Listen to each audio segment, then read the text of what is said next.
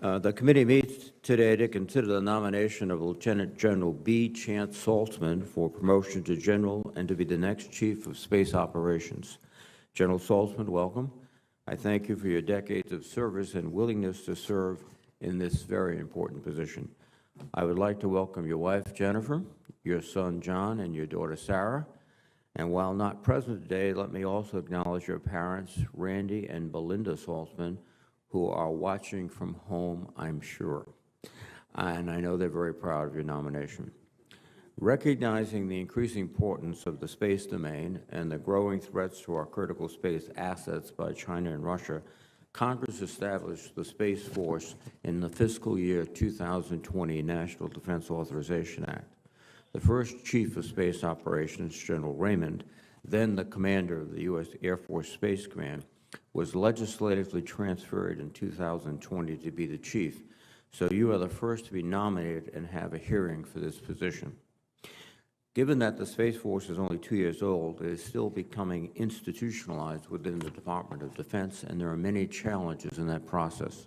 First, the Space Force must develop its ability to train and equip Guardians. Space is a remote domain, one that is now contested. Your Guardians will have to have the ability to integrate digital and other advanced technologies to accomplish their mission, all underpinned by a strong STEM background. My understanding is the Space Force is standing up a Space Training and Readiness Command, or STARCOM. I will want to know your views, if confirmed, on how STARCOM will train future Guardians as a warfighting force in the space domain. Second, you will have to foster a service culture that can succeed in the dramatically evolving space environment, often called new space. We are witnessing an enormous surge in the space industry, with some satellite constellations that numbered 1 or 2 dozen satellites a few years ago now having thousands in low Earth orbit, all interconnected to provide high-speed internet anywhere on the globe. Rockets that were once disposable are now reusable, lowering the cost of launch to a fraction of what it used to be. The Space Force of today and tomorrow must adapt to this rapid change in pace of innovation and utilize it to protect and defend our assets in space and on the ground. The Space Force, its organization, and its Guardians need to reflect this changing environment. Third, in response to the growing adversarial threat in space, Congress not only created the Space Force as a warfighting entity, it also reorganized the way we acquire space systems, the way we formulate space policy, and the way we fight in space with a new combatant command. If confirmed, you will lead the Space Force in this new national defense enterprise. I want to know what you foresee as major issues you expect to face and how you will ensure the Space Force can respond to them. Most importantly, an integral part of the military service is its unique culture and its unity of mission. When the Space Force was established, most Guardians necessarily transferred from other services and thus had to adapt to a new culture. I was pleased to learn in our meeting last week that successful recruiting efforts have ensued that soon 1/3 of the Space Force will never have served in another service. General, I'm interested in how you intend to create a unique culture with the blend of transfers and new recruits. Thank you again for your willingness to serve our nation. I look forward to your testimony. Let me now recognize Ranking Member Inhofe. Thank you, Mr. Chairman. I would also like to extend a welcome to the General, and I appreciate the time you spent with me, giving you an idea of what you have in your mind, and also the fact that you have your family here today. It's very meaningful to us. We appreciate that very much, because you're not going to see a lot of them in the days to come. Our national defense strategy is not shy about the scope and scale of the threat from China and the speed of the advances. There's no better example of that than space. In a decade, the United States has gone from the unquestioned leader in space to merely one of 2 peers in a competition. Most people don't realize that. There's a lot China and Russia are doing in space we can't talk about today, but even what we can talk about publicly is very concerning. For years, we've kept noting that everything our military does relies on space, but we never really acted like it.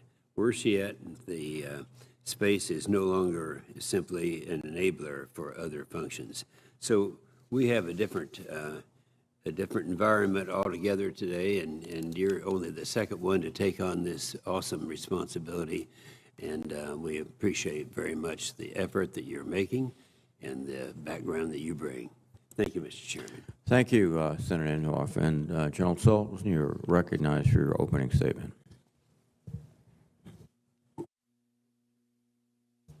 Could you please bring the microphone as close as possible? And Can you hear me okay? Yes, sir. Thank you, Chairman Reed, Ranking Member Inhofe, distinguished members of this committee. I'm honored and deeply humbled by the opportunity to be with you this morning. I'd like to begin by introducing my family. With me today are the most important people in my life. First, my wife, Jennifer. I'm very proud to announce that just yesterday, we celebrated our 30th wedding anniversary. Jennifer has been steadfastly by my side for this entire military journey, through 15 moves, nearly 200 overnight ICBM alerts, countless late nights and trips away from home, and most recently, a year separated while I deployed to the Middle East. She has taken on all these challenges and conquered them with a smile on her face and warmth in her heart. But her most amazing accomplishment has been raising our 2 children into the fine young adults you see here. Our son John is a director of social media content for a sports marketing firm, and our daughter Sarah recently completed a master's degree in public administration with a perfect 4.0 GPA. Jennifer and I could not be prouder of these two. They've followed mom and dad all over the country and been successful at every turn. They meet challenges head on and have always shown maturity beyond their years, optimism, and a contagious wit. My home and family are my bedrock, and they are clearly at the center of any career success that I've enjoyed. I owe all of that to these 3, and I will be forever grateful for the love and support they have shown and the sacrifices they've made.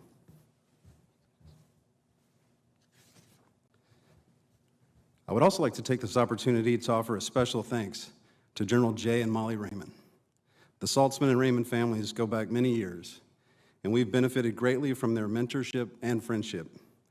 They are concluding 38 years of distinguished service to our nation, but these last 3 years have been critical to the historic establishment of the Space Force. Their passion, dedication, and vision have set the Space Force on a solid foundation. If I have the good fortune to be confirmed, Jennifer and I will work hard to build on their successes and continue to push the Space Force to new heights. I would also like to express my appreciation to this committee for your relentless support and advocacy for our Space Force, its guardians, and their families. For the last 2 years, I have had the privilege of serving with these guardians, and I can attest that they are the finest men and women that America has to offer. If confirmed, it will be the honor of my life to lead them as the 2nd Chief of Space Operations for the United States Space Force. Not quite 3 years ago, Congress established the Space Force to provide freedom of operation for the United States in, from, and to space, to conduct space operations, and to protect the interests of the United States in space. In the few short years since the Space Force was established, the number of satellites on orbit has doubled, and the global space economy is approaching $500 billion. Space is truly a critical domain for U.S. interests, so we must be clear-eyed in our understanding that our strategic competitors have invested heavily in fielding systems capable of disrupting, degrading, and even destroying our space capabilities. If confirmed, I will work to ensure the Space Force is ready to protect these vital interests from these threats. It is truly an honor to be nominated to serve as the Space Force's next Chief of Space Operations. I'm excited about the opportunities ahead for the Space Force. If confirmed, I look forward to working with this committee, other members of Congress, to continue to ensure the Space Force fulfills its mission as part of America's joint force. I look forward to your questions. Thank you. Thank you very much, General Saltzman. Before I begin the questioning, there are a series of standard questions for nominees, and you can respond. Have you adhered to applicable laws and regulations governing conflicts of interest? Yes. Have you assumed any duties or taken any actions that would appear to presume the outcome of the confirmation process? No. Exercising our legislative and oversight responsibilities makes it important that this committee, its subcommittees, and other appropriate committees of Congress receive testimony, briefings, reports, records, and other information from the executive branch on a timely basis. Do you agree, if confirmed, to appear and testify before this committee when requested? Yes. Do you agree, when asked before this committee, to give your personal views, even if your views differ from the administration? Yes. Do you agree to provide records, documents, and electronic communications in a timely manner when requested by this committee, its subcommittees, or other appropriate committees of Congress, and to consult with the requester regarding the basis for any good faith delay or denial in providing such records? Yes. Will you ensure that your staff complies with deadlines established by this committee for the production of reports, records, and other information, including timely responding to hearing questions for the record? Yes. Will you cooperate in providing witnesses and briefings in response to congressional requests? Yes. Will those witnesses and briefers be protected from reprisal for their testimony or briefings? Yes. Thank you very much, General. General, in my comments, I talked about the force design that the Space Force must lead. The intent in Congress is to centralize that force design in the Space Force. And the Senate version of the 2022 National Defense Authorization Act deemed the Chief of Space Operations to be the force design architect for space of the armed services, no different in many ways of how the Chief of Naval Operations is the designer of the fleet of ships for our Navy. The conference bill required the Secretary of Defense to designate the Chief of Special Operations as the force design architect. And the August 17th letter sent to the committee by the Secretary does indeed designate the Chief as the force design architect, except for all of the other authorities for space residing in the armed forces and the Office of Secretary of Defense, which are rather extensive. Do you think this is a workable designation and follows the intent of Congress? Yes, sir, I do. I've had extensive discussions with Secretary of the Air Force and General Raymond, the current Chief of Space Operations, and it's my understanding that the exemptions that you mentioned really are not about authorities associated with the force design architect, and that the authorities and responsibilities that the Secretary of Defense gave to General Raymond as the Chief of Space Operations is sufficient to accomplish the intent of Congress. And if confirmed, I would continue to execute those same authorities and responsibilities so that I could take seriously those priorities for force design to make the Space Force as capable as possible. Thank you. General Saltzman, if confirmed, your job will be to present trained and equipped forces to U.S. Space Command primarily, but also you will have the duty to support other combatant commands such as EUCOM, et cetera. Is there any significant distinction in your mind between your responsibilities between those two or the different commands you will support?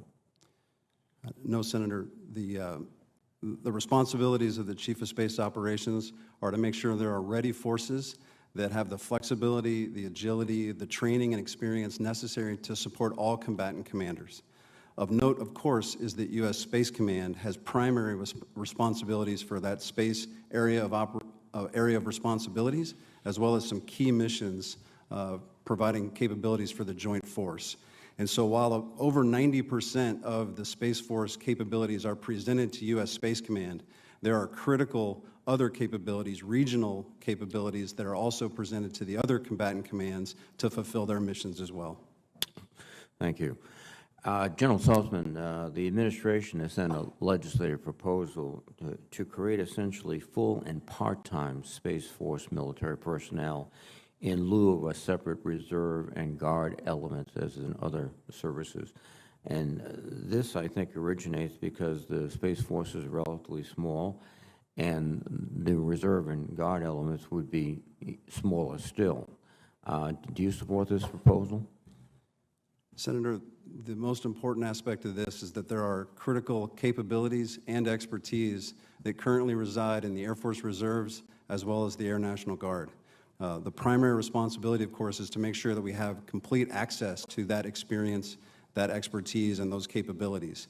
So from a readiness perspective, I can tell you as the Chief of Operations currently, that's high on my list to make sure that we have unfettered access to those capabilities.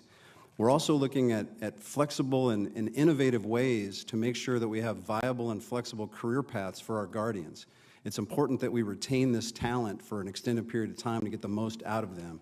And having the ability to seamlessly and have a permeable way to move between full-time and part-time capacity inside the Space Force, we think is a tremendous benefit to the guardians and ultimately to the force to maintain that readiness.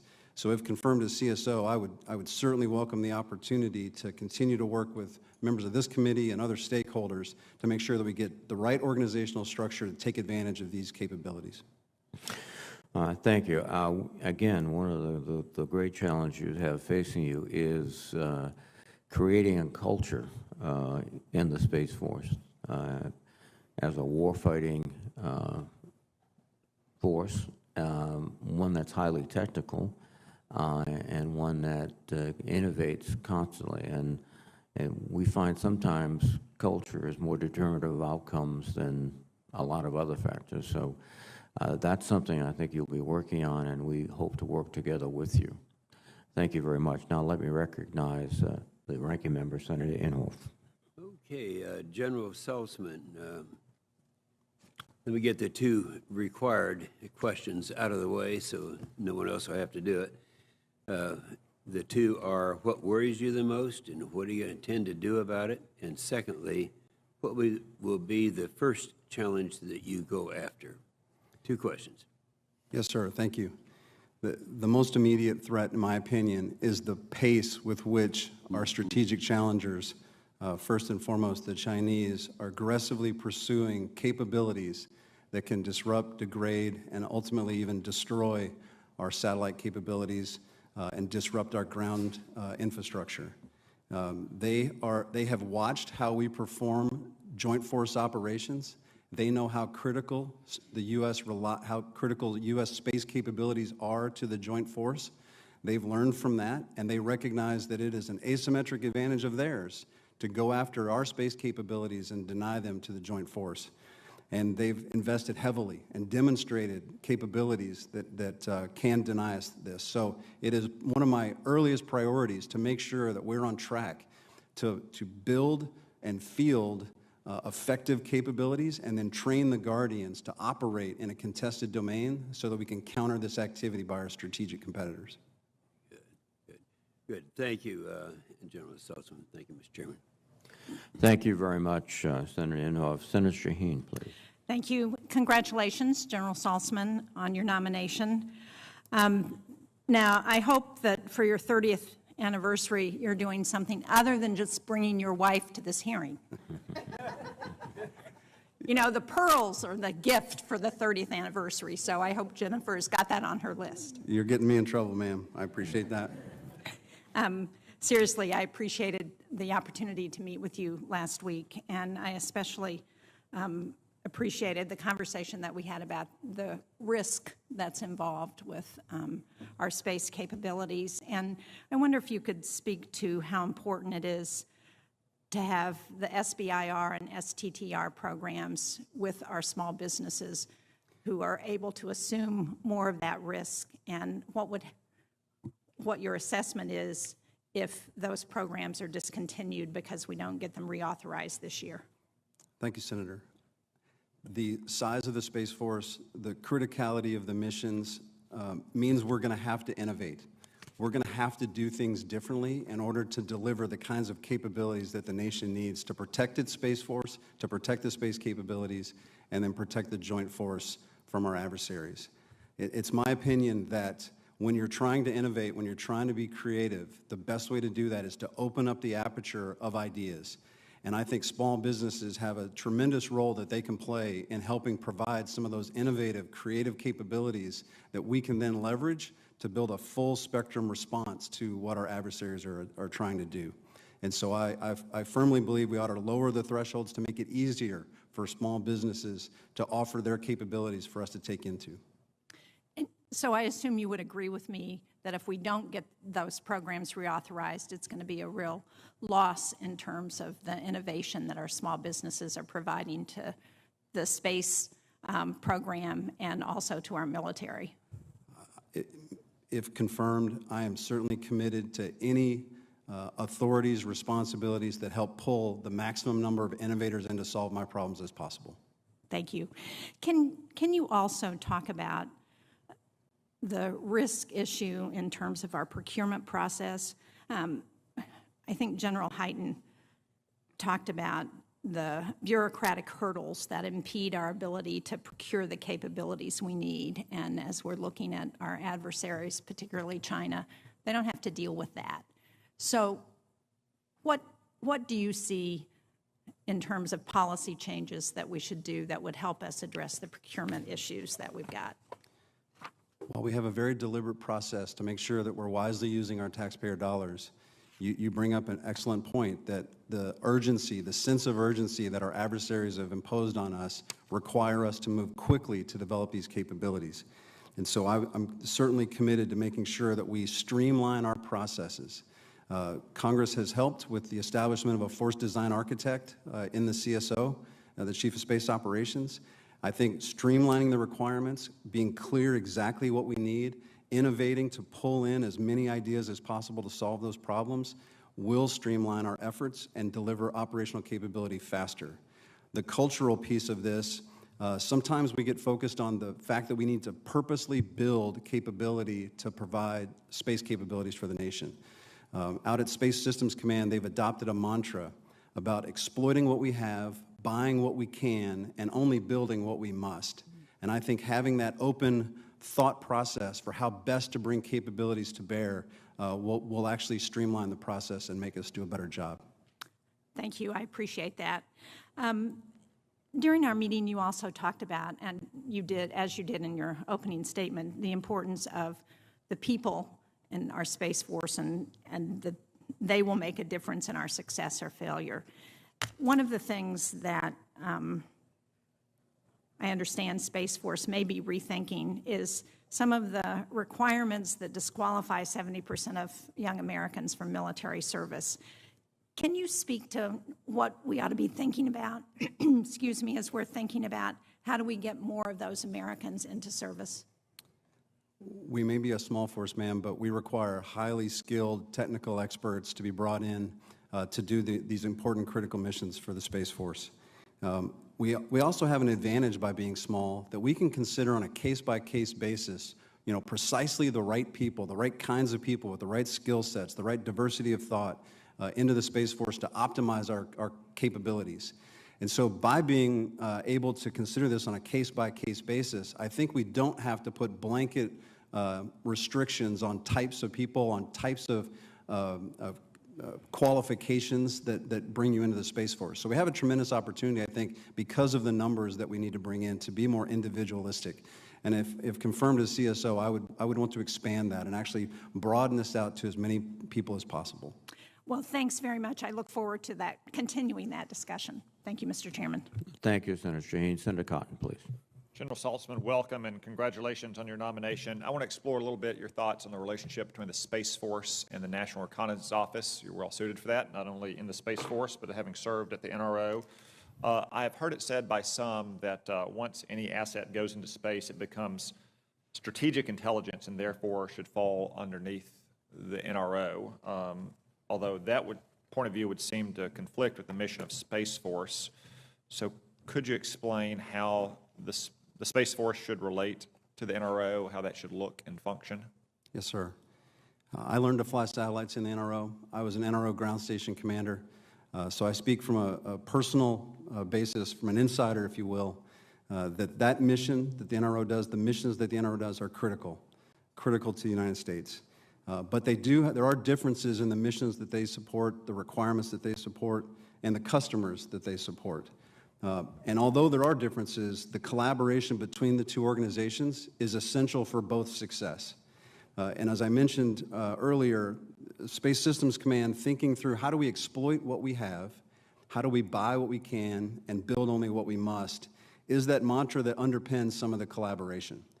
We will need to look as we examine where our missions start to overlap, whether it's intelligence, surveillance, and reconnaissance, or some of the other protect and defend missions. Wherever we overlap, we need to evaluate what current capabilities exist, what we can buy commercially, and what we need to to build specifically to fill the gaps, and then not walk all over each other, to not be overly redundant because we can't afford to be. And so I think through this collaboration, and the NRO relationship right now is solid, and we do have good, solid collaborations. The current analysis of alternatives proves that out. And so I think we're on a good pace. I think we just need to keep it up. Are there any changes to the law that need to happen to ensure that Space Force can do that? I'm not tracking any changes that need to occur now, sir. As I get into the position, if confirmed, I would welcome the opportunity to come back and evaluate any changes or make any requests that need to be modified. You've said this morning, as have others, that space is a war-fighting domain. Most people, I think, understand that our troops on the ground or on the seas or in the air use our space assets to help fight war in their domains. But do you also mean that space itself could be a war-fighting domain, correct? I do. Okay. So the timeless principles of war that have stood the test of time, from Alexander to Washington to Napoleon to Grant, would apply in space just like they apply here on Earth, right? I agree. And one of those principles is the priority of the offensive. Can you talk to us a little bit about what offensive operations in space would look like? When I think about space superiority, which is kind of the phrase we use to mean that we are going to contest that domain to make sure that we have access to the capabilities, part of that also means that we're going to protect the joint force from an adversary's ability to use space to target them. I think the best way to achieve this is through deterrence. Prevent a war from extending into space, denying us those capabilities. But the best way to deter is to have a resilient capability and to have offensive and defensive capabilities that creates a credible force. That's where you really get your true deterrence. All right. Thank you, General. Thank you, Senator Cotton. Senator Gillibrand, please. Thank you, Mr. Chairman. Congratulations, and congratulations to your family. The federal government has struggled to recruit cyber and digital service professionals, both in the civilian and military service. This challenge is also seen in other high-tech fields as well. To address this challenge, I've worked with Senator Rounds and Senator Sass on proposing the creation of a Cyber and Digital Services Academy to recruit and train next generation of cyber professionals into the government service. Given the highly technical nature of Space Force's work, should Congress consider integrating Space Force cadets into the Cyber Academy and using a potential Cyber Digital Services and Space Academy as the Service Academy commissioning source for Space Force officers and civilians? Senator, there's no way the Space Force can be successful without capable cyber professionals. We simply rely too much on our ground networks, on the RF links that connect our satellites to our ground nodes. The distribution of data that's required to really meet our goals all relies on highly capable, highly technical cyber professionals. So in the pursuit of finding them and training them and continue to provide advanced training for them, I would be open to any institutions or capabilities that can add to our portfolio to make sure that our cyber operators are trained and continue to be at the leading edge of technology. If confirmed as CSO, this would be one of my priorities. And what do you think some of the recruiting challenges, what do you think they will be for Space Force? And have you been able to recruit and retain the technical workforce that you need? And where are some of your current shortfalls? Yes, ma'am. We currently are not seeing the recruiting shortfalls that some of the other services are facing. Primarily, that's because we don't require as many in the Space Force. We have that good fortune of being smaller so that our recruiting numbers are lower. But that small workforce is highly skilled, highly technical, and so we have to reach out and find just the right people, train them to do our specific and sometimes military unique missions inside the domain, which then means it's important for us to retain them over the course of the career so that we can continue to benefit on their gathered experience. That's going to be, I think, more difficult as they see opportunities in the private sector to use the skills that we provide them. So in my mind, this is about culture. This is about giving them challenging work, respecting their inputs, and making it a place they just want to show up to work every day to protect the nation. That's what I'm committed to if confirmed as CSO, is getting that culture right. Mm-hmm. And I listened very carefully to your response to the chairman's question about the National Guard. In your written response to advanced policy questions, you wrote that you are most concerned with maintaining the readiness of the space units in the Air National Guard. I've heard some concerns that the training pipeline for these Air National Guard units will be cut off given the transition of the active duty space missions to the Space Force. How will you ensure that these Air National Guard units are able to fully execute these missions? As I mentioned, those capabilities are critical to the success of the Space Force. The way I see it, they can be organized in several different ways. I think there's three options that are being considered. The key is that there are pros and cons and advantages and opportunities in each of these that are slightly different. And so what's important is that we take the time to evaluate all of those second and third order effects to make sure we optimize the capabilities, optimize their long-term viability, the training, the recruiting, the retention of that expertise. And if confirmed as the Chief of Space Operations, what I'd like to do is work with the committee, work with the other stakeholders to really evaluate all of those nuances to make sure we optimize the organizational structure. But basically, you want to use the space units that are part of the Air National Guard as your feeder. I think those capabilities are important to the success of the Space Force. Understood.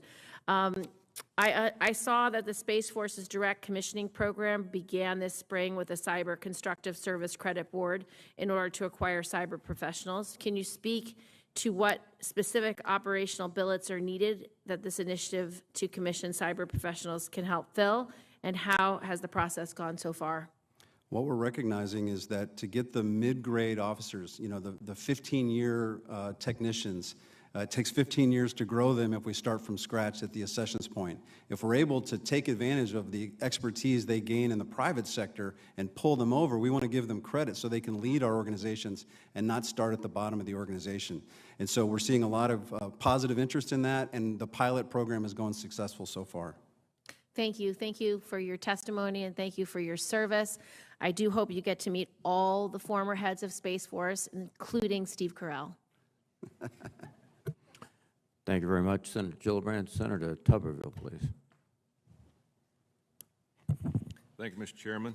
Congratulations, General, you and your family. Just a couple of questions here. Do you believe our national security launches should remain on U.S. soil? Sir, assured access to space is a national imperative. I'm open to making sure that we can put any kind of payload, any type of payload into any of the orbits that are required. This will take establishing a number of launch providers, a number of launch locations to maintain the kind of agility and flexibility we need to ensure that that mission continues. So I'm open to exploring all options to make that the most flexible capability possible. If confirmed, what would you do to protect the DoD and U.S. contractors from intellectual property theft, which is a huge problem, as we know? Yes, Senator. If confirmed, again, I think about this in terms of cyber defense, because a lot of times that's how they're gaining access to our capabilities. And as I mentioned, we can't do anything without our cyber networks, without our cyber professionals defending those networks. So what I would commit to is looking at the tools they need, the training they need, the experience they need to make sure that they're the most capable force in defending our intellectual property and our networks from the actions of our adversaries. What would you say our percentage of cybersecurity is in the Space Force? Percentage of your people? How much would that be? 10, 15, 20%? Senator, I don't think I have a specific number. We only have 5 officer categories and an equal number of enlisted categories. So all of our operators, all of our personnel are really focused on operations. One of those subsets is cyber, but I'm happy to take that for the record and get back with you on a specific number. Thank you. You know, we've previously been told that the Space Force is not looking at any new launch requirements for Phase 3 of the National Security Space Launch Program. Given Chinese developments just this week, do you believe that we should explore in establishing new requirements? Senator, it's my understanding that we're still developing the Phase 3 of the National Security Space Launch Strategy. We're still trying to figure out the best way to bend the requirements to take advantage of both the high-end established launch service providers, but also find room for these emerging smaller launch service providers. And I think that mix creates the kind of flexibility we need, and it's about getting the requirements set just right. And if confirmed, I'd be committed to looking and working with stakeholders to make sure we get that balance just right. Thank you. You know, our supply chain remains a challenge, especially for our national security space ecosystem. How will the Space Force address these new requirements in future systems? Could you give me thoughts on that? Senator, what we're learning is we have to account for the supply chains, the veracity, the robustness of the supply chains as we go through our acquisition process. You can't wait till after you decide what you're going to buy and then figure out if the supply chain works. And I think our Space Systems Command and the other providers in the acquisition system have done a good job of characterizing that. And once you characterize it effectively, then you can make sure you're defending it, making it as robust as possible, making it flexible so it's not sensitive to problems in the supply chain, that we have other areas to go. And if confirmed, I would continue to promote that. Thank you, General. Good luck. It's going to be a tough job, but thanks for being here today, you and your family.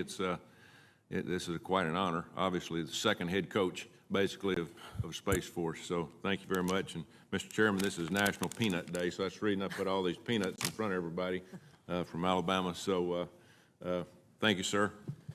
Thank you very much, Senator Tuberville, and thank you for the peanuts. Senator Hirono, please.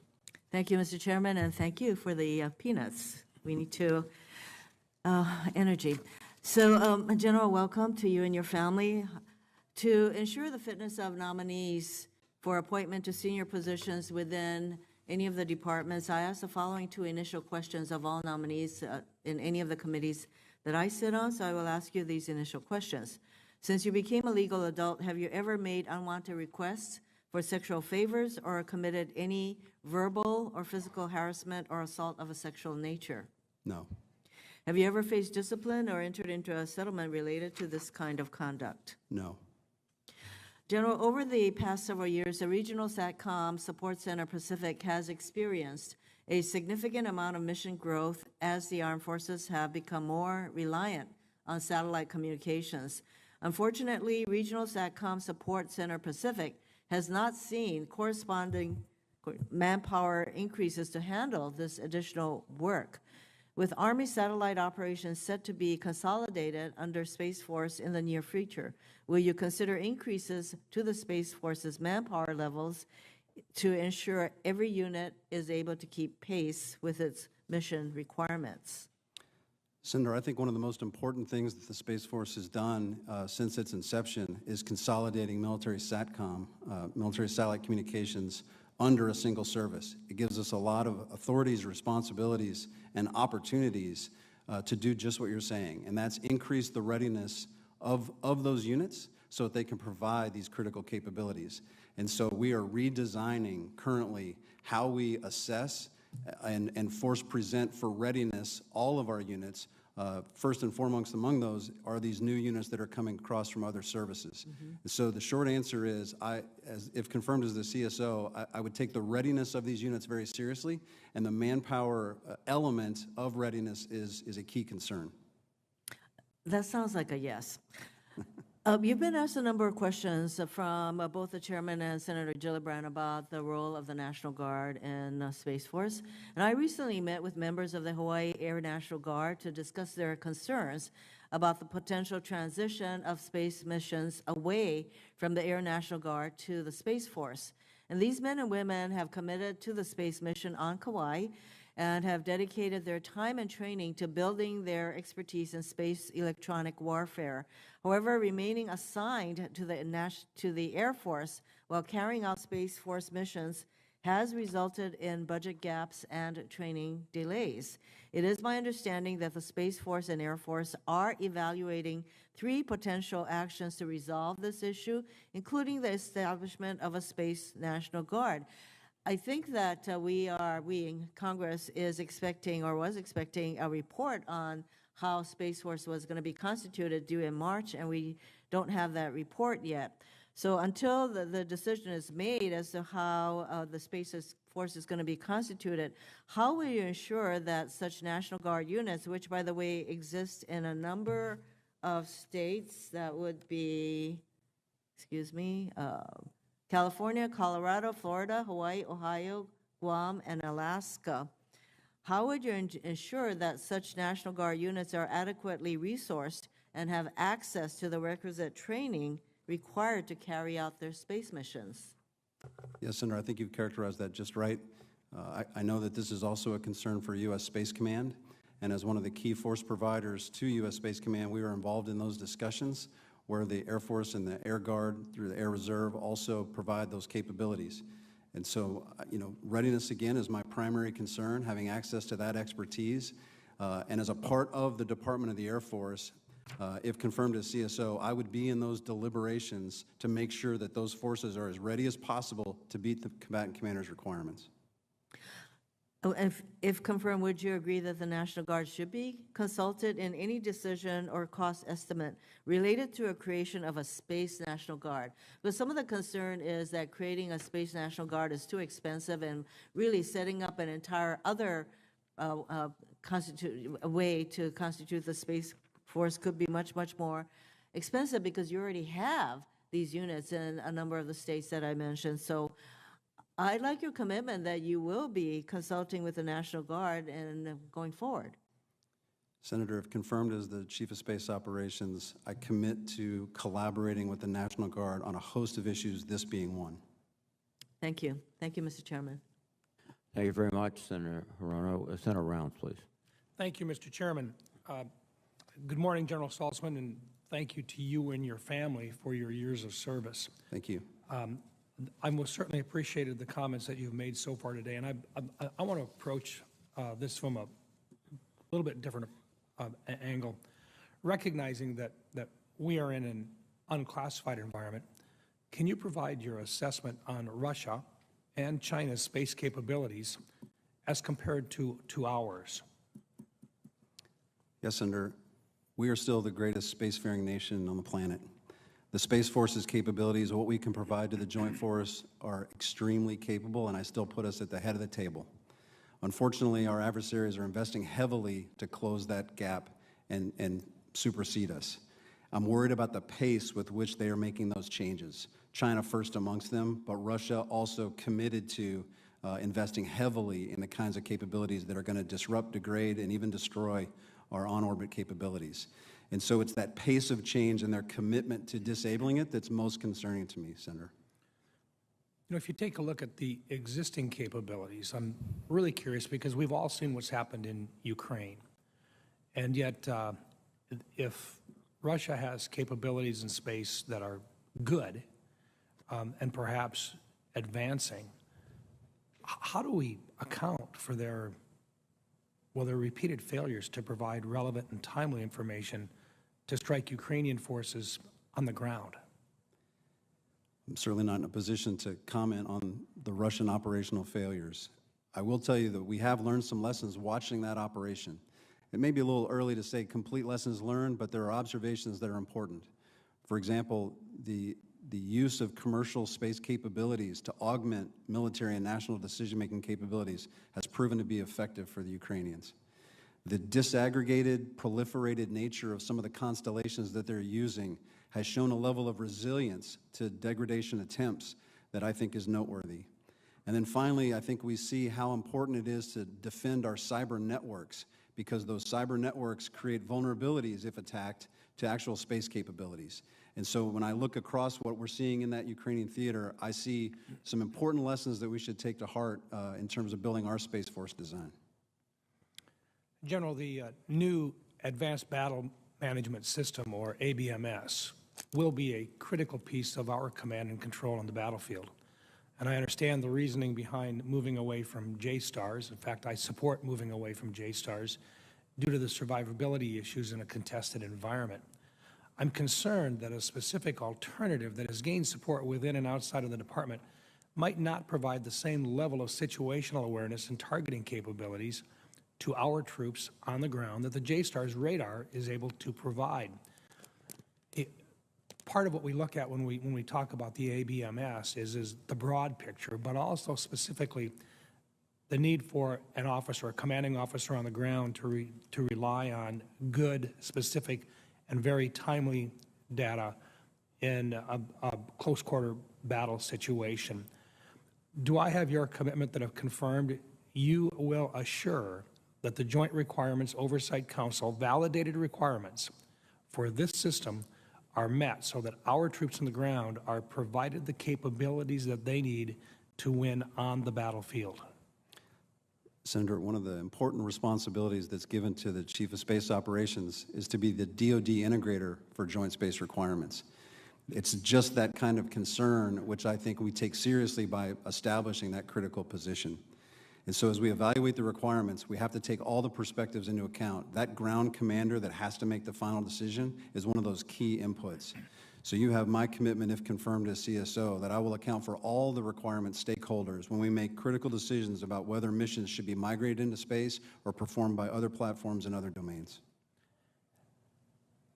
In Ukraine, Russia clearly has good space capabilities, and yet they're not able to implement them and to use them effectively. There's not that line of command down to that local commander.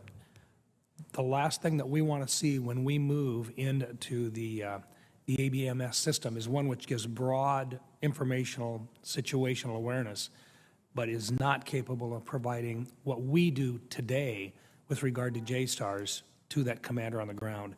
Would you agree with that?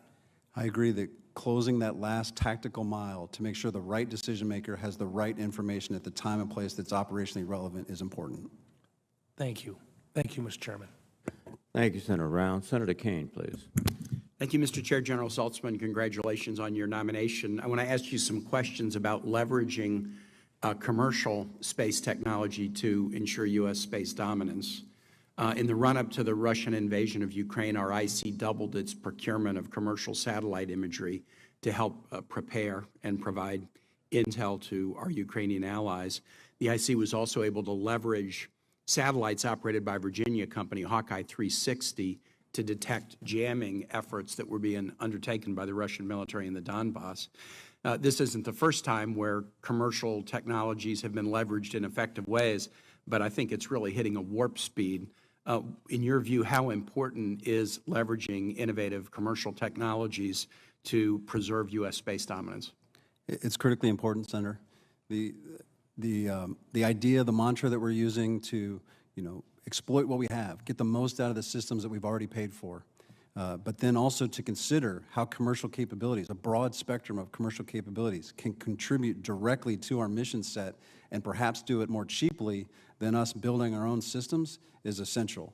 The final element would be when there are still gaps, as we look at our mission set, if there are still gaps, we might need to consider a specific military solution, military unique solution to that. But the commercial services, commercial capabilities are profoundly growing, and we need to take advantage of it, sir. Let me ask you about one example of this. Last year, the Space Force approved experimentation and prototyping for a new tactical space layer that would leverage commercial satellite imagery to provide battle space awareness and bolster targeting capacity. What is the timeline for the development of this capacity so that our warfighters might be able to use satellite-based information in real time to make battlefield decisions?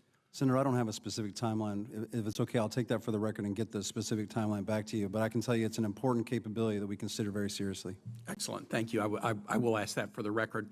Over to another topic, the increase in the number of commercial space launch providers, together with a substantial reduction in the cost of access to space, and then the proliferation of commercial constellations could create a kind of a traffic jam in the demand for launch services. And I imagine that demand could place significant challenges on federal launch ranges such as Vandenberg and Cape Canaveral. There are state spaceports, for example, the Mid-Atlantic Spaceport in Wallops Island, Virginia, that are being used significantly not only by private sector space operators but by NASA and others. What could the potential relationship be between Space Force and state space launch facilities be in the future? Senator, assured access to space is a national imperative. As simple as that. And I believe that having agility, having flexibility in the types of capabilities that provide payloads to orbit, to all of the orbits, is essential. That means maximizing the number of launch providers as well as the amount of launch locations that are available to the nation. Currently, our capacity on our ranges meets the governmental needs, but with the proliferation of small satellites, that's going to change rapidly. And I think the number of launches is going to go up dramatically, and we're going to need to look at other opportunities. We're currently engaged in an interagency process to look at a national spaceport strategy, and I think the capabilities like at Wallops Island will naturally be a part of that discussion. Should you be confirmed, and I'm confident you will be, I'd love to carry that discussion further. Let me ask you about one other topic. This is one that I'm kind of a nerd about. My favorite government publication is Orbital Debris Quarterly News, ODQN, that's published by NASA. It's getting more and more important because there's currently 4,500 active satellites in orbit. SpaceX has deployed more than 1,700 Starlink broadband satellites into low Earth orbit. And then last year, the FCC received from companies like Amazon, Astra, and Boeing petitions to put as many as 38,000 more broadband satellites in low Earth orbit. Are you concerned about how the proliferation of commercial investments could interfere or complicate national space needs? And do we need to look at international rules of the road, both about commercial use of space, but also about the handling of debris that can, a small amount of orbital debris can wreak havoc on a super expensive satellite platform? I'm not concerned at this point about the traffic, as you mentioned it. I am always concerned about debris. We're committed to making sure that we lead and model responsible behaviors in space, and I think that will help reduce the amount of debris associated with launch and other kinds of operations. Thank you very much. Thanks, Mr. Chair. Thank you, Senator Kane. Senator Kramer, please. Thank you, Mr. Chairman. Thank you, General. Jennifer, good to see you and your family here. This is a really great day, and congratulations. Senator Kane brought up the issue of commercial companies. I want to emphasize small commercial, because one of the things, you're in the innovation business if anybody is in the innovation business. And so I'm going to ask sort of maybe 3 questions in one and let you just opine, if that's okay. So piggybacking again on General Kane, or Senator Kane's point, maybe elaborate a little bit on the role of small commercial space companies that are seeming to, just going great guns, thank goodness, and having access. At the same time, we're coming up on October 1st, at which time, as a matter of legislative policy, the Space Development Agency will move over to Space Force. One of the benefits, I think, of Space Development Agency has been their autonomy, their independence. That's allowed that innovation to really grow. At the same time, I think they and Space Force and all of us will benefit from the discipline, the oversight, and the collective, if you will, of Space Force, the collective opportunities, the strategies, if you will. And that's part of why we stood up a Space Force. And at the same time, and I know there's been some talk already of cyber, once again, the coming together of commercial and government becomes all the more critical. Could you just maybe elaborate a little bit on those specific things? And it's small, SDA and its autonomy blossoming under your jurisdiction, and then the role of cyber and all of that. You hit on the key principle there, and that's that innovation is going to be critical to the success of the Space Force. So I'll start with the small businesses. One thing I can say for certain is that with regards to ideas, the more the better. And if you can look across the broad space ecosystem and pull in as many ideas as possible, regardless of the size of the vendor that's promoting that idea, you're going to be more successful at putting solid, innovative ideas on the plate. With regards to Space Development Agency, I couldn't agree more. Their innovative business model, if you will, has been very successful in the early efforts associated with missile warning, missile tracking, space data transport layer, et cetera. When they come over to the Space Force 1 October, we've already been working with them. We've been planning for months to make that transition seamless, to make it smooth, and we want to make sure that we don't violate that secret sauce, which is the innovation engine of Space Development Agency. So if confirmed as CSO, I'll be committed to making sure that we don't lose the goodness as we bring them over. Now, we need to integrate them and make sure they're a part of the force design. That's what's going to make it an effective force when it's finally fielded, but I do not want to lose that innovation engine. And nothing requires staying at the technical forefront than cyber. It is such a fast-paced, changing environment that innovation, our ability to stay engaged with the leading edge of technology there is going to be essential. One of the innovative ideas that we came up with is something we're calling supracoders. And the idea is that we take our guardians, especially the ones who kind of do coding as hobbies, quite frankly, and pull them in, give them advanced training, and then put them back into the units, and so that our operational units have direct connection to people that can code and develop applications that support the mission. And it's already paying off. We're seeing some new tools being developed for how to monitor our systems and how to do logging, crew logging activities, for example. And so those are the kind of innovative ideas to stay on the forefront of cyber. Thank you. In the last minute, let's just talk a little bit about my favorite space topic, Parks. Radar. As you know, the Cavalier Space Force Station has that beautiful old gigantic piece of concrete that watches space and missile warning, of course, and has for several decades. But modernization is important, and some has taken place there already, and appreciate that. We were able to put $5 million into the fiscal year 23 NDAA here in the Senate. Hopefully that survives. But maybe you could just share a little bit in the closing seconds your vision for that radar. Sir, the missile warning mission is a no-fail mission for us. Missile tracking is going to be just as important with hypersonics. And what those radars provide is not just missile warning, but the space domain awareness. And I certainly will not be able to do my job if confirmed as CSO if I have no idea what's going on in space.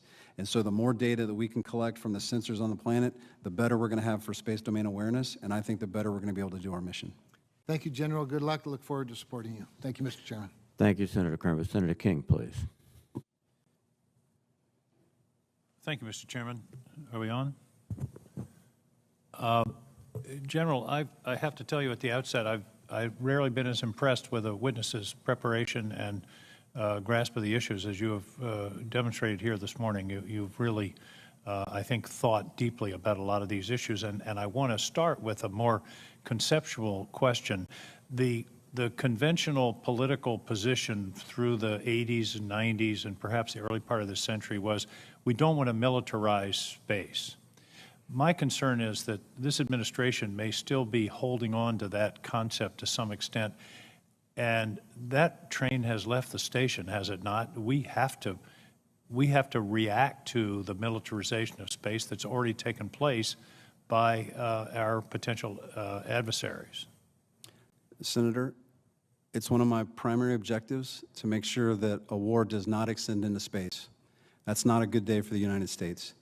I believe the best way to create a deterrent capability to prevent that is to have a credible force that can both deny benefits of those actions and impose costs where necessary. That creates doubt in our adversary's mind that it's a good idea to start attacking capabilities in space. But the implication of what you just said is that we have to have both offensive and defensive capability in space in order to have an effective deterrent. Is that correct? We certainly need to defend what we have, and if we're going to protect the joint force from what the adversaries have already put in space, their space-enabled targeting, we're going to have counter capabilities. I appreciate that, and I hope that you will argue that effectively in the administration, because this is, as I say, that this train has actually pretty well left the station. I wanted to follow up on a question that Senator Cotton asked and just sort of tie it up in a bow. General Raymond said that the joint effort, unity of effort between the Space Force and NRO has worked well, and that the two entities should remain separate. Is that your position? I think because there are two organizations, it allows them to focus on different requirements and different customer bases. The key will be to how they collaborate where their mission sets get close. And I think it's in that collaboration where we make sure the right lanes in the road, the right authorities, the right funding, so that we're not overly redundant, that is going to happen in detailed collaboration. Is there a formal process by which that collaboration is ensured? Is there, in other words, are there monthly meetings or communication back and forth? Because you can say collaboration, but if you're not talking, it ain't going to happen. Yes, sir. There's an executive committee that meets routinely. Both are parties and members of the Space Acquisition Council, and both are parties to what we are calling the Program Integration Council, which is even a lower level organization, committee that gets together to talk about requirements, acquisition strategies, to make sure that we are meeting the mission requirements of both without being overly redundant. Thank you. You've had a lot of discussion this morning about innovation, which is, as you suggest, is absolutely critical to the mission of your agency, perhaps more so than any agency in our government. We've also talked about, Senator Kramer asked about smaller businesses. We've had testimony before this committee from innovative smaller companies, particularly in Silicon Valley, who've basically said, we've given up responding to the Pentagon RFPs. It's just too burdensome, the process is too lengthy, too expensive, and so we're losing those suppliers. I would hope that you might meet with, take your 20 smallest companies that you're working with, pull them together and have a discussion about how they feel about the process and are there ways that can be improved. I'm concerned that just the nature of the Pentagon acquisition process may itself be an impediment to smaller companies even getting into the game. Senator, we can't afford to lose those contributions. So if confirmed to CSO, I would definitely explore opportunities to get their feedback to make this a better process. Final question about, and you've touched on this, about culture and recruitment. You indicated that you're not having any problem with recruitment.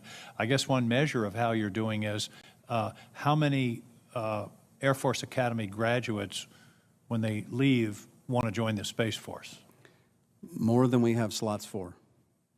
So that's a good sign in terms of their view of the future in this area.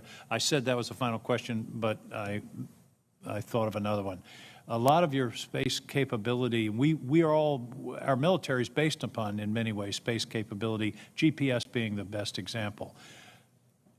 Do you not believe, however, that we need to be sure that our military has the capability to effectively deploy and act without GPS? Because that may be the first thing to go in a conflict.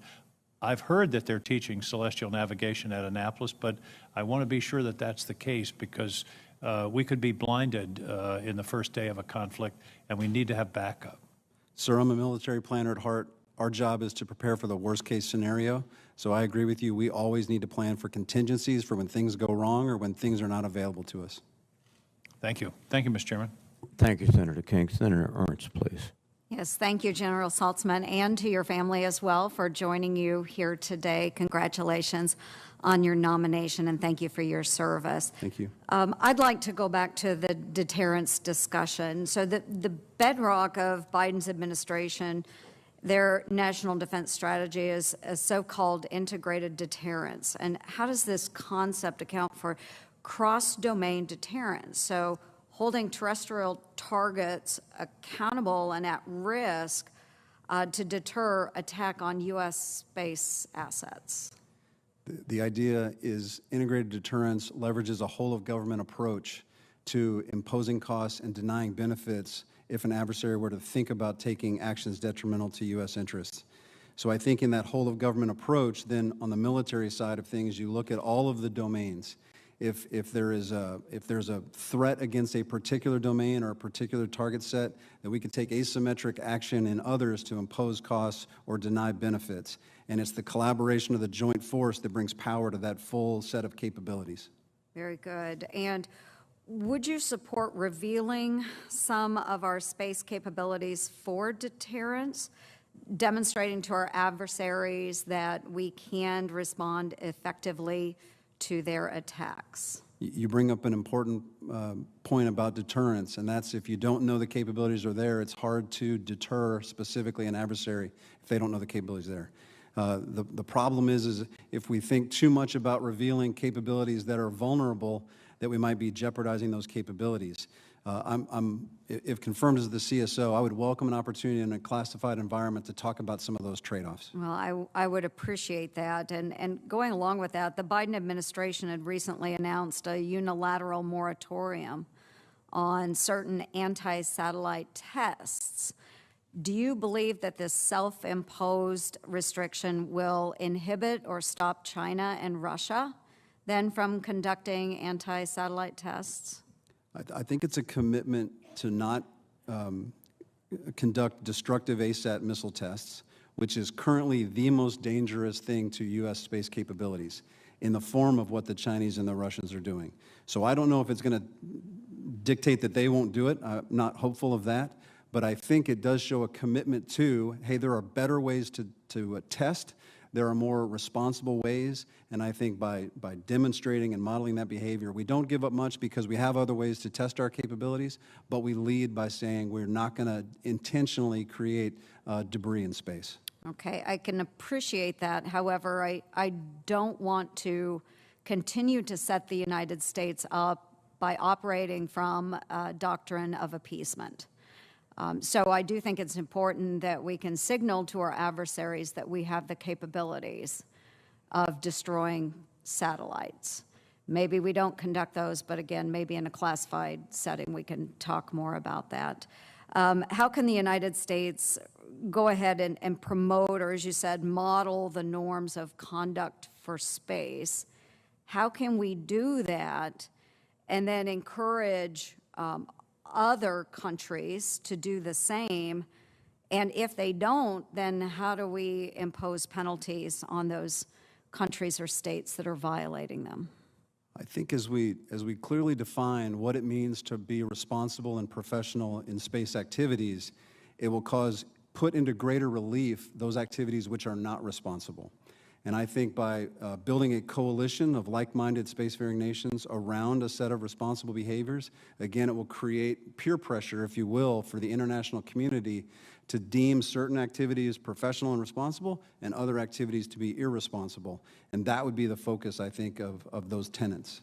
Thank you very much, General Saltzman. I look forward to supporting your confirmation, but probably the most important question, General Raymond had a daughter that attended Iowa State University. Did any of your children attend Iowa State University? Ma'am, they are proud graduates of the University of Missouri. Okay, MIZ close back enough. there. Thank you very much, sir. Yes, ma'am. Thank you, Senator Ernst. Senator Kelly, please. Thank you, Mr. Chairman. General, welcome. Very nice meeting you and your family. The administration's fiscal year 23 budget requested a growth in Space Force end strength from 8,400 to 8,600 Guardians. And this committee's version of the NDAA supports that request. The military's emphasis and reliance on global space operations will demand a robust force moving forward. But there are concerns that budgets for the Space Force are expected to flatline in fiscal year 27. So what type of growth do you foresee in the Space Force over the next 5 or 10 years? Senator, I wouldn't want to comment on any particular numbers. Just haven't had a chance to really dig in and see what appropriate levels would be. However, I can tell you that in my estimation, looking at the readiness of the force, there is substantial capabilities in test and training infrastructure that we need to invest in. If we have exquisite weapon systems, exquisite systems on orbit to provide joint capabilities, but our guardians and our operators don't have the skills, the training, the experience they need to make the most out of those systems, then I feel like we're not really fully combat ready, fully ready to do those critical mission tasks. What are some examples of those capabilities? We don't have simulators that allow our operators to practice their tactics against a thinking adversary, even if it's a simulated adversary. We don't have good simulators. We don't have ranges where they can routinely practice their tradecraft. We don't have the ability to link multiple units together so they can practice the coordination that's necessary to do large force employments, if you will. We've just been operating in a benign environment for so long, we didn't need to necessarily have those kinds of capabilities. And so I think over the next few years, we're going to have to look at that and be as specific as we can, but provide that kind of training and experience to our operators. Yeah, I mean, having the equipment and the capability is one thing. Being able to use it is entirely another, and being able to, simulate operations on a range, operate jointly as well. I imagine that's something that's on the agenda. A simulator and range, that's infrastructure. Is there any other infrastructure capacity that you feel you need? We're continuing to build and design a more resilient, defendable architecture. As I mentioned, we've operated for years in a benign domain. And so we were focused more on the capabilities of the payloads and how long they would last on orbit, try to get the most out of the expensive launch that put them into orbit. Launch prices are coming down. We're doing distributed architectures because they're more resilient. We're trying to think about ways to disaggregate our payloads so they're not as easy targets. All of that is new investment in new force design, and so it's going to come with a transition from our legacy capabilities to these new architectures. That'll be work that we're doing in the requirements phase and in the force design phase, and if confirmed, I look forward to working with the committee to get that balance as we transition from legacy to the new architecture. Right. Senator King asked about recruiting, and you mentioned from the Air Force Academy you have more volunteers to go into the Space Force than you have spots. In the enlisted ranks, how is recruiting there? It's very good. Again, despite the fact that we're looking for highly capable, highly technical skills, we have more volunteers than we have spots to fill. Just, again, we're lucky. We're a small force at this point, doing a very specific mission set, and so we can handpick, and we're really getting solid volunteers. It's one thing getting people, it's another thing getting the right people. Have you felt the need to do any marketing of the Space Force at this point? Lots of people are doing marketing for us. It's working out to our advantage. We're also very active in going to specific universities where there are underrepresented populations to make sure that we're looking across the board to bring the right people in, the right kind of diversity, the right kinds of diversity of thought, the right backgrounds and skills. And so far, we've been very successful in doing that. All right. Thank you, General. Yes, sir. And I yield back. Thank you, Senator Kelly. Senator Fisher, please. Thank you, Mr. Chairman, and thank you, General, for your willingness to step forward once again to serve this country. My thanks to your family for their sacrifices and service as well. General, as you know, the Next Gen OPIR satellite program is one of the key components of our future missile warning architecture, along with the proliferated constellations of smaller satellites operating in lower orbits. Your predecessor, General Raymond, testified in support of this approach before this committee in May, but I'm concerned about discussion of alternative proposals that have not been developed with input from the combatant commands and would ultimately accept greater risk in the mission of the department that the department itself describes as no-fail. I hope this is something you'll take a look at and ensure that we continue to pursue a diverse architecture of complementary constellations that meets the warfighter needs for capacity and schedule. Do I have your commitment on that?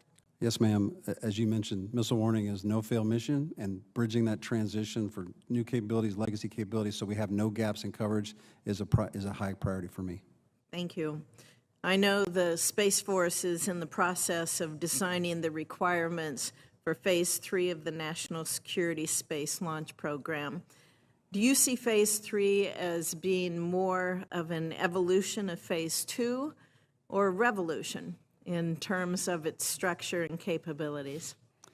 And I'll be honest, ma'am, I haven't really dug into the details of what that strategy proposes. I have had some briefings in preparation for this, and so I would offer there was a great deal of effort that was put into going out across all of the stakeholders and getting as many inputs as possible so that the strategy would at least learn the lessons of the previous phases of national security space launch, not ignore those lessons and bring those forward into Phase 3.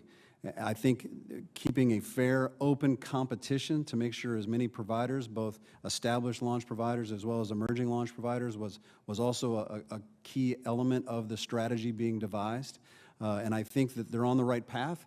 We'll see as we get closer to the final decisions on how that strategy plays out. But if confirmed, I look forward to getting inputs from all the committee members as well as the other stakeholders in this critical mission set for the Space Force. There has been some criticism of the program, particularly its use of block buys and certified providers. But I want you to know This committee understands the importance of maintaining assured access to space, especially for the most challenging orbits. We want to take advantage of the private sector's innovation. You talked about that earlier. But we are talking about unique and very expensive payloads that, if they are not delivered perfectly, they will result in capability gaps for our warfighters. So we understand there has to be a balanced approach to that risk. When you say that you want to include all stakeholders, give me examples. Certainly, all the launch service providers, certainly the people whose payloads we're putting on orbit, certainly the acquisition community has to balance contracting requirements, cost profiling, all of the key considerations when you put an acquisition strategy together, procurement strategy together, making sure that all those variables are accounted for so that we can thread the needle to get the balance that you just mentioned right. There's risk to mission, but there's also cost overruns that we want to avoid. Spending too much for these required mission sets is something that's on my mind. And so I think we just need to pull as many of those key opinions from all the stakeholders together to make the wise decision for the strategy going forward. And how do you balance the risk? It's a challenge because it has to be a no-fail mission. We have to be able to put the payloads we need into the orbits that we require. But we need flexibility across that. So it's this balance between mission assurance and flexibility, which is always a conundrum for military planners. But I think the best way to do it is just to have open, deliberate debates about what the merits are on both sides and make sure you try to get it as close to perfect as you can. Okay. Last question. Can you talk about how the Space Force has made changes to deliver capabilities faster so that it's more responsive to the needs that we face, such as restructuring of Space Systems Command, and how you plan to build on these steps to ensure our space enterprise is responsive to both threats and technological changes. With the help of Congress, we established the Force Design Architect in the Chief of Space Operations. The Joint Requirements Oversight Committee gave us responsibility as the DoD integrator. This is allowing us to streamline the requirements development. And if we get the requirements just right, it sets us on the right path for the major acquisition programs. We're also considering exploiting what we have and then the commercial capabilities that we can buy as a complement to those major acquisition programs that we have to build from scratch. Through those processes, I think we've streamlined at least the early phases of that larger, complicated acquisition process. When you look at these reforms, what benchmarks do you look at in order to determine success or measure success? The classic acquisitions are cost, schedule, and performance, but for me, it's about delivering a full set, a full-throated capability that gives us both the mission agility to do the job, sustainability over time. Just because it works today in a dynamic environment against a dynamic threat, it may not work in the future. And so I'm looking at always being able to provide a capability to the President, to the combatant commanders, that give them flexibility in execution of their mission set. So it's the readiness of the force to meet that broad spectrum of anticipated threats that I'm looking for as a measure of effectiveness. Thank you, sir. Thank you, Mr. Chairman. Thank you, Senator Fisher. Senator Rosen, please.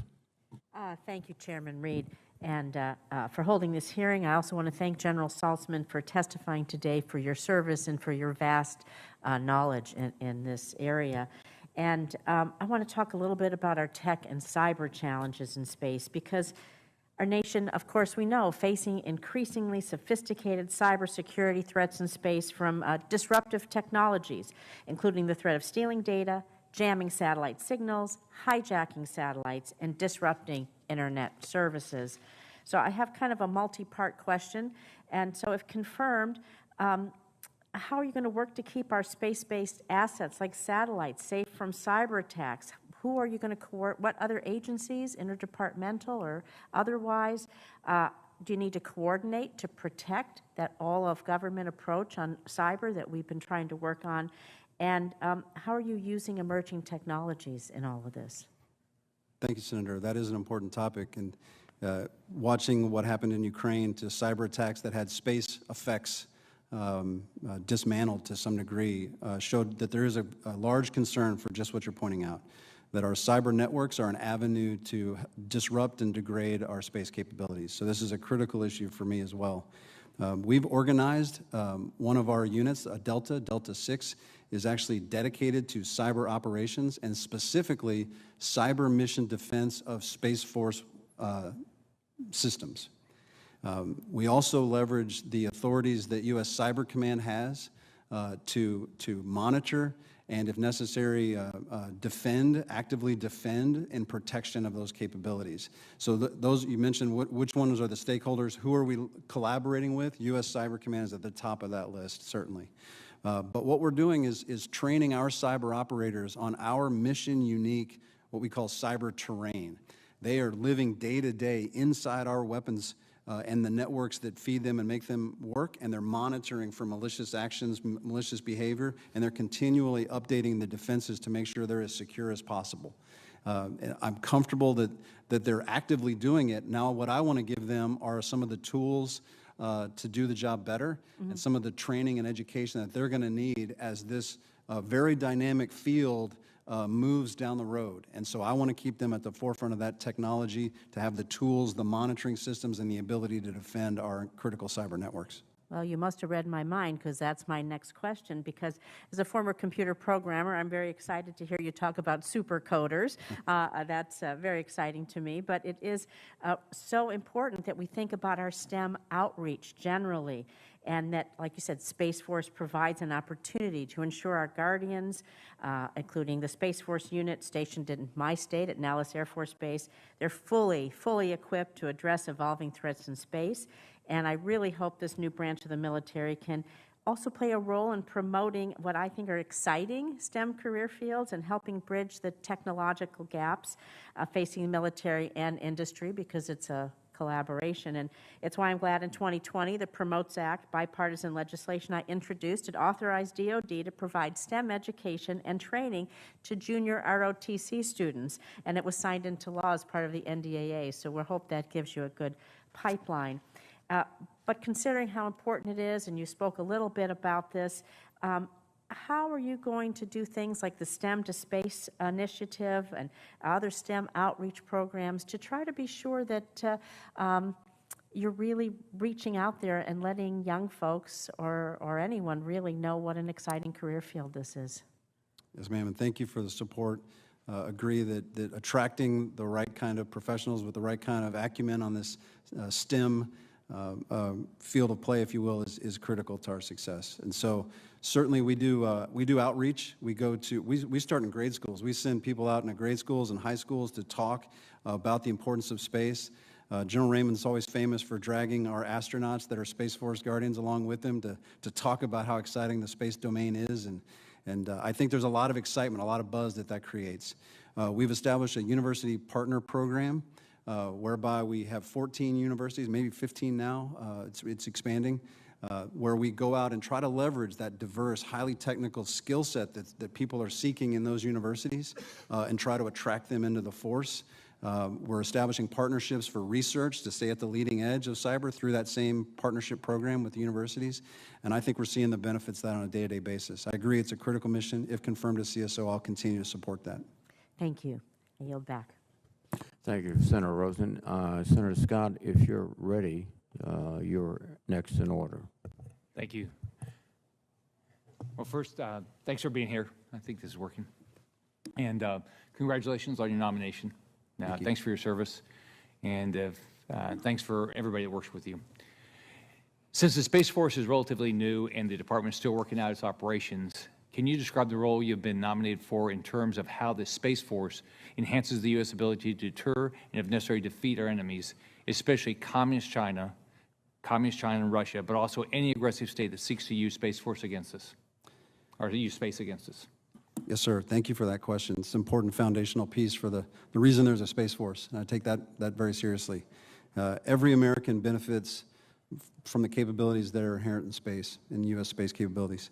Whether it's the navigation apps on their phones, satellite communications, weather reports, digital banking access, All of these are critical things you may not see on a day-to-day basis because you don't see the satellites, but that space, those space effects are critical to every American. I think it drives the economy, it spurs technological advancement, certainly underpins the military capabilities. We just couldn't live without our space capabilities. The American way of life now is inextricably linked to space capabilities. So it's the Space Force that has to address the emerging threats. China is that pacing challenge. Russia certainly is a challenge. They have invested heavily in the ability to destroy, not just disrupt or degrade, but to destroy our space capabilities. And the Space Force wakes up every single day dedicated to protecting our vital interests in space, but also protecting the joint force from the adversary's designs of space-enabled targeting, space-enabled capabilities. And so we're committed to developing the operational concepts, the on-orbit assets, the tactics, the training to make sure that we can protect that capability. Let me ask you a question. So what you just said is what I believe also. I believe Communist China and Russia are out to defeat us. Their governments, not the people, but their governments actually don't like our way of life. Why doesn't the public know that? And what can you do in your role, or what should what can you do to get people to understand that they actually, you're trying to prevent bad acts. That's what you do for a living. It's certainly a matter of scale. When I talk to friends and family back home, and I think there's a recognition that the world is not safe. I think there's recognition that there are countries out there that don't have the same ideas we do, and that they're working actively to try to deny us those interests. From a space perspective, it's a little bit harder to get support around something you don't see on a day-to-day basis. And with the satellites a little bit out of view, sometimes they always don't make the connection that, hey, it's the satellites that they're trying to attack, and that prevents us from doing X, Y, and Z. So it's education. It's us getting out. It's connecting with the public. It's connecting through speeches and academic interactions to make sure that those connections are clear. Do you think that's part of your role? I do. Okay. Can I ask you another question? I assume you're going to play an active role in budgeting and acquisition process. So can you talk about how the department's going to use the most of any readily available commercial technology or products, so you can be more, you can, with the money that we allocate to you, you're going to be more efficient with this and get more things accomplished? Yes, sir. With the help of Congress, the Chief of Space Operations has been designated as the Force Design Architect, have a further responsibility in the joint requirements process to be the DoD integrator. This gives us an important leadership role in setting the requirements and then working with the acquisition community to make sure that we meet those requirements based on all the capabilities that are available to us. And Space Systems Command is convinced that if we have the ability to exploit existing capabilities, that would be great. But we also have to be able to then buy commercial capabilities. It might be cheaper to procure what's already available through the commercial sector and then only build what we must. And do you feel comfortable that you're doing that? I do. Okay. If you find problems, I think everybody on this committee would like to make sure that we're not creating roadblocks from your ability to use readily available technology to make sure our tax dollars go further so you can do more. So if you would let me know and let this committee know where we're creating any bottlenecks and what we could do to make it easier for you to use commercially readily available, will you commit to doing that? If confirmed as CSO, it's a top priority to make sure we get the most out of the commercial private sector. Now, I'm sure that senators from Colorado and Alabama think they're probably the best state for Space Force, but do you really believe that you're doing enough in Florida? Do you think that, if you could wave a magic wand, you just do almost everything in Florida? There's no question that Florida is an important, rich history of space support. The Space Coast is vital to our success as a service. Now even the Guard capability, the space electronic warfare capability they have, vital. Florida remains an important aspect of the Space Force capability. Can I ask you a question, my last one, just real quick. How is the Space Force working with, not just Florida, I know we have our National Guard has an interest in the Space Force, and we're doing a lot of stuff. Is that working? Are you picking National Guards around the country that, and I'd like you to do everything in Florida, but I don't think that's necessarily realistic, but are you doing that now? We work with the Guard very closely on which mission sets, what we need If confirmed, my responsibility would be to define those operational requirements. Work very close with the Guard Bureau, with the Air National Guard, to see if there are capabilities that make sense to go to the Guard, especially where it's maybe surge capability or something we don't need on a day-to-day basis. We work very closely in collaboration with them to get that right. Thanks. Sir. Thank you, Senator Scott. Senator Hawley, please. There we go. Thank you, Mr. Chairman. General, thanks for being here. This is enough talk about Florida. Let's talk about Missouri. So, did I hear you say an answer or two ago that your children were graduates at the University of Missouri? Can I get an MIZ back there? I don't know. All right. Awesome. There you go. I'm feeling a lot better now, Mr. Chairman. Let me ask you about the pacing threat. You mentioned just a second ago the pacing threat, the pacing scenario. So, the Secretary of Defense has designated China as the department's pacing threat, PACOM as the pacing theater, the priority theater, and then the Taiwan contingency is the pacing contingency. Let me just ask you first off, do you agree with those designations? I don't see anybody more dangerous, more committed to attacking U.S. interests in those areas than the President's defined. Very good. And do you agree that the threat of a potential Chinese invasion of Taiwan is something that we need to be concerned about this decade, in the 2020s, not just 2030 and beyond? I think the observables show that there's a clear indication that they are moving in that direction very rapidly.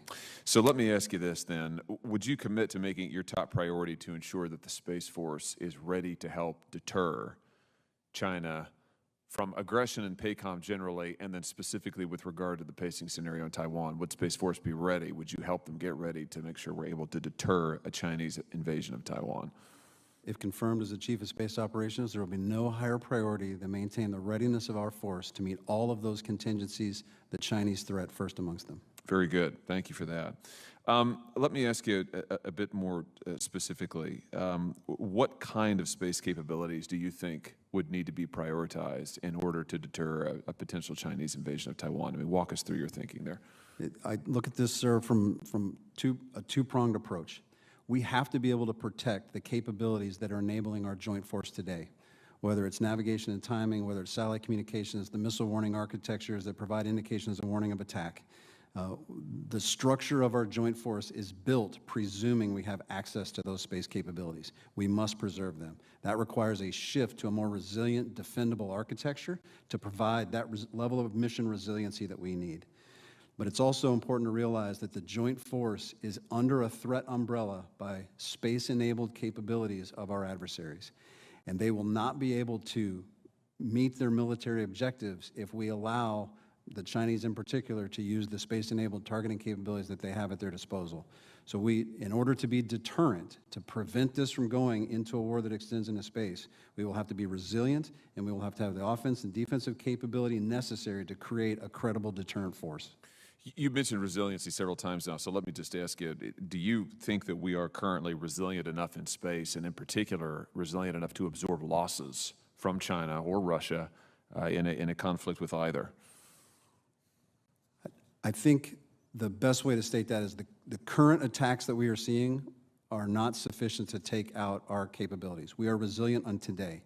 As soon as we go into a crisis contingency, I do not believe we have designed our systems to operate in that level of contested environment. And so we need to change to a more defendable architecture to account for the fact that space has shifted from a benign environment to a more contested warfighting domain. What's a more defendable architecture look like? I think we can look at some of the observations we're seeing in Ukraine, that a distributed architecture where there are more satellites with proliferated missions that's harder to attack. Big single satellites are much easier to attack than a distributed, proliferated constellation of capabilities. It becomes a tougher targeting problem. Let me ask you this. In your personal opinion, does the United States have the anti-satellite weapons that we need, whether that's to deter China or Russia, or if necessary to defeat them should deterrence fail? I think the best way to answer that is for the current conditions, I think we have suitable capabilities. But I think the security situation is changing dynamically, and I'd really appreciate the opportunity to talk with you in a classified environment on the specific details. Let me ask you just more broadly, if you are confirmed, what steps would you take to ensure that we're doing everything that we've got to do in order to improve our counter space capabilities? If confirmed as CSO, I will lean on the force design architecture role that Congress has given to the Chief of Space Operations. We're doing force design analysis. This is rigorous data analytics that show what one constellation against a modeled threat would do, and we run thousands of permutations to really see what the optimal configuration is. I'm committed to continue doing that so that we can, one, buy the systems we need and not be overly redundant or have too little resilience in the face of the adversary. Very good. General, thanks for being here. Thank you. Thank you, Mr. Chairman. Thank you, Senator Hawley. General, thank you for your testimony.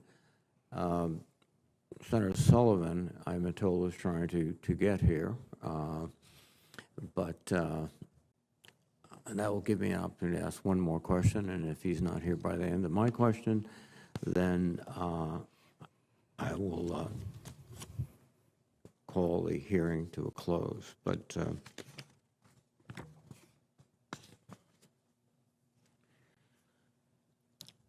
this question has been sort of alluded to and in some cases directly posed to you throughout the hearing.